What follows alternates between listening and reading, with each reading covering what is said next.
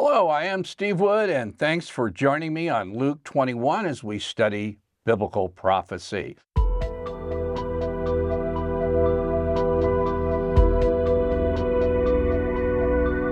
We're going to be investigating one of the greatest puzzles in biblical prophecy, trying to figure out who is the restrainer mentioned in 2 Thessalonians chapter 2, the restrainer who holds back the great apostasy, the restrainer who holds back the appearance of the Antichrist, and once the restraint is removed, the Antichrist and a great apostasy takes place. But who is the restrainer? For 1,600 years at least, the church has wrestled with this question.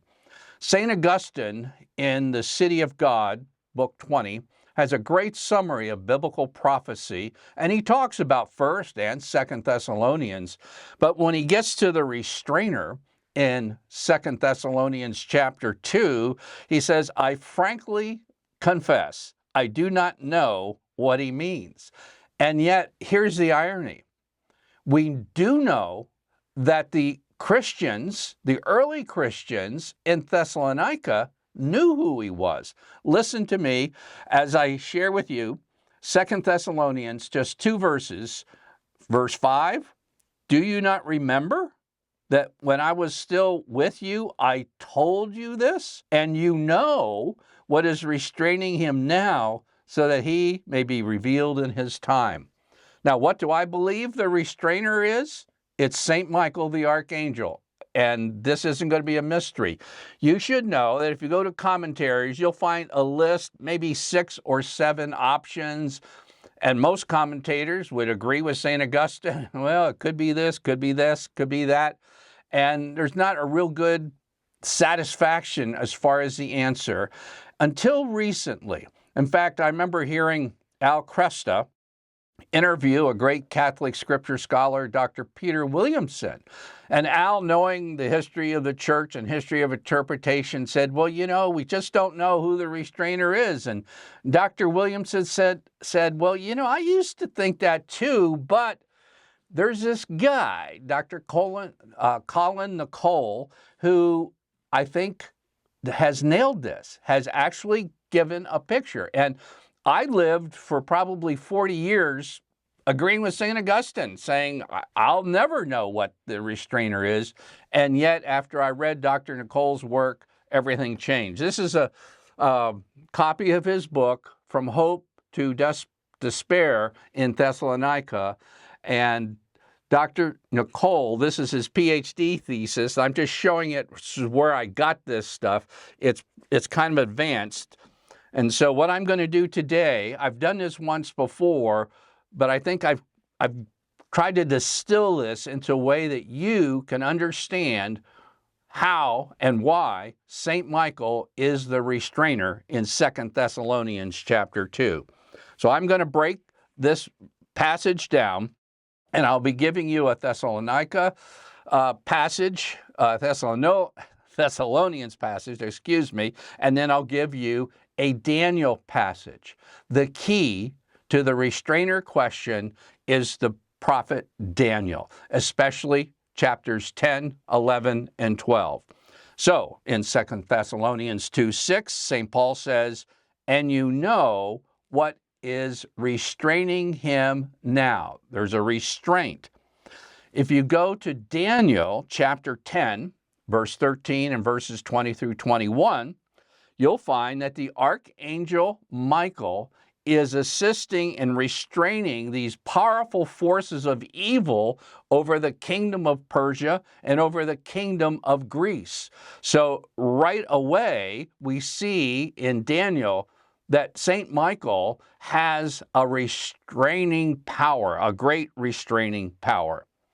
The second thing we read in 2 Thessalonians, and this is chapter 2 and the first part of verse 4, St. Paul says, the Antichrist, who opposes and exalts himself against every so-called God or object of worship.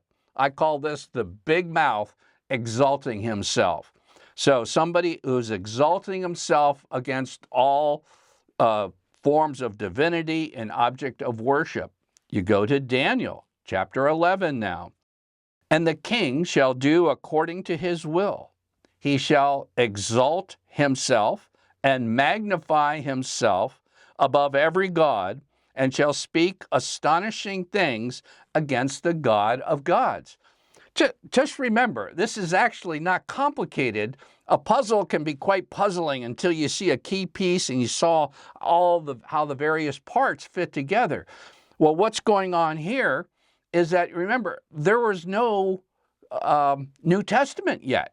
There was no Christian publishing houses. So how in the world was St. Paul teaching? What resource was he using? Well, he was using the book of Daniel. He's just going chapter 10, 11, and 12. The next thing we find is that in 2 Thessalonians 4, now the last half of verse 4, says he takes his seat in the temple of God, proclaiming himself to be God.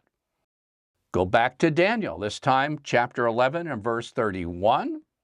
Forces from him shall appear and profane the temple. So we're in the temple, and they shall set up the abomination that makes desolate. The abomination of desolation takes place in the temple. This is also mentioned by Jesus in his last teaching on the end times. And so he takes his seat in the temple, 2 Thessalonians 2:4b, the last half of 4, and Daniel 11:21. Next, the Antichrist has deceptions that lead to apostasy. And this is now dropping down to verse 9 of chapter 2. The coming of the lawless one by the activity of Satan will be with all power, with pretended signs and wonders, and with all wicked deception for those who are to perish, because they refuse to love the truth and so be saved. Deceptions leading to apostasy, 2 Thessalonians 2. Drop down again to Daniel chapter 11, verse 32. And he shall seduce with flattery those who violate the covenant. There's a price to sin, and that's a darkening of the mind and the proneness to deception. He shall seduce with flattery those who violate the covenant, but the people who know their God shall stand firm and take action. So I've given you 4 ways that Daniel already in chapters 10 and 11 just go right down, like Paul is reminding the Thessalonians in chapter 2 of 2 Thessalonians what he's already taught them from Daniel. And it was the restrainer, the big mouth exalting himself, seated in the temple, and deceptions leading to apostasy. Now, once you bring Daniel into the question, rather than just trying to throw your own thoughts into what the restrainer would be, it fits. I could quit right there and be quite satisfied that St. Michael is the restrainer that's holding back the great apostasy and the arrival of the Antichrist. But there's one more key to this whole thing, and I call it the golden key to the restrainer puzzle. Okay?